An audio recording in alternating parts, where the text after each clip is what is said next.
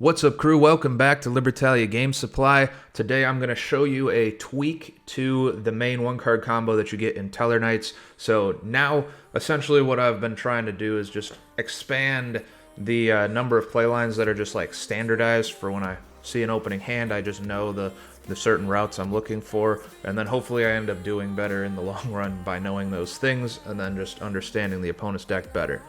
Now, this version of the combo was suggested by a comment. I did not understand what they were telling me. I had to go back and forth a couple of times. They actually commented on two separate videos. I'm like, I don't understand what you're saying. They were trying to tell me that ending on an F0 is not going to be as good because you only get 5 interrupts. Although the F0 can protect you from there being a board wipe like a Raigeki or Dark Hole or whatever, that's probably not going to be your biggest concern. But if you end on Ptolemaeus and then set up your graveyard in such a way for the Alteran, you would be able to get 6 interrupts. Plus, in the combo, as I explain it here, you'll have a whole lot of other follow-up, a whole lot of other interaction possibilities set on the board when you pass, and it's just it's very solid, pretty solid board here. So we'll run you through this one quick. It'll be hopefully a short one today, and yeah, let's get to it. All right, so starting off here with our one Sheraton, we'll start with that normal summon. And this will get us to 6 interrupts. So that Sheraton is going to search for our Caduceus, our main deck Caduceus, put it in the hand. Caduceus is going to special summon itself from our hand with its own effect. Then once it's on the field, we'll be able to activate its effect on the field to search for our Twinkle. We'll then use that Twinkle to get the Sheraton up to a level 4 so that we can overlay with it. We'll make our Caduceus, the extra deck Caduceus this time, on summon. If you have like turn skip in hand, then you would not do this part, but we're going to assume we don't have turn skip in hand, so we'll just get the Twinkle back. Worst case scenario, it's a discard for like DDR or something if you ended up wanting to get one of your banished monsters back, or whatever the case may be.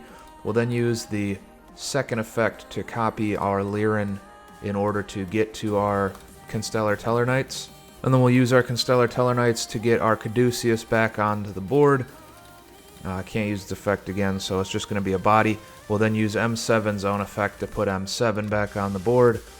And then we're going to use our Constellar Tellarknights to get to our Deltaros. So this is a pretty standard play line that this deck does. You've probably heard me explain it a couple of times if you've watched a couple of these videos. Deltaros will pop itself. Its effect in the graveyard will let it float into an Altair or any Tellarknight, but Altair in this instance because Altair will then just summon the Deltaros back onto the field. So we'll get that Deltaros back, and then it's going to get linked away into our Isold right away with our 2 warriors. We'll get both effects, so the Deltaros will go Chain Link 1, the Isold will go Chain Link 2 just because we want to chain block the Deltaros. We need this effect to go through. The search doesn't really matter. It can actually kind of mess you up. If you search something that you want to use the effect of later in the combo or summon later in the combo, then you shut that off. You're not allowed to do it. So just to be safe, I'll grab the Fireflint Lady since we didn't draw into the Renaud. If you drew into the Renaud, then you have to search something else. Your best bet would be to search something that you've already used. So like if you search an Altair, you won't be able to summon the one out of your graveyard if you ended up having some way to do so, like Living Fossil or whatever, but you do have one loaded up in hand as a follow-up for the next turn. So we'll grab Fireflint Lady for now, but just keep all that in mind. Deltaros will get a new summon. Now off of this summon, you don't have a whole lot of options, so we're going to end up using the Isold to get a couple more bodies, or 1 more body, I guess 2 more bodies with Living Fossil on the board. We can go a Nook to dump the Alteran, and that can put itself back on the board, and then it's back in the graveyard and loaded up, ready to go for our follow-up on the next turn, your opponent's turn. You could go Deneb to search for the Anuk, and then if you are able to loop the Deltaros again, you can Vega for the Anuk in your hand, and then dump the Altair, and that's what we're gonna do because we do have a pretty easy way to just loop the Deltaros a second time. So we'll go Deneb, throw it on board, we'll activate the Deneb, we'll search the Anuk. So we got that Anuk in hand now. We will then make our, you know what, first we'll do the Isold play. We're gonna send our Living Fossil. Since we only have the Lyran, you could go for the Lyran to search your Skybridge here if you wanted to actually, and then you're set up really, really nice. So actually we'll do that, and we'll show that off real quick. So we'll activate our Renaud to get our DDR back. What you discard here is entirely up to you. You remember we added this back and don't need it anymore, so we can just do that. So we will use our Twinkle to put a Lyran back on the board here. Lyran's effect will activate, and we're going to grab the Sky Bridge. And Sky Bridge will just be, it's just in hand to set us up for on our opponent's turn. Just different interactions there, but it's very important in that case.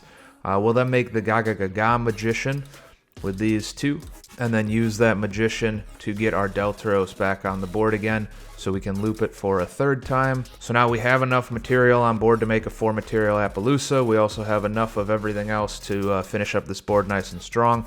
So we're going to go ahead and do that. Appaloosa, 1, 2, 3, 4. 4-material Appaloosa. Deltaros will loop again, and we're going to summon our Vega this time.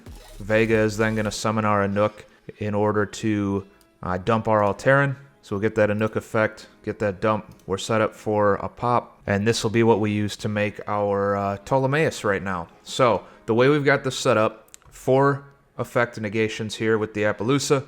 We're going to make the Ptolemaeus right here with 3 materials, so you won't need the attach from the extra deck in the M phase. If you don't have the 3rd material for whatever reason, you would be able to just add one of your extra deck ones to still do this. We're not going to use the Alteran. We want to leave it in there for when we pass turn.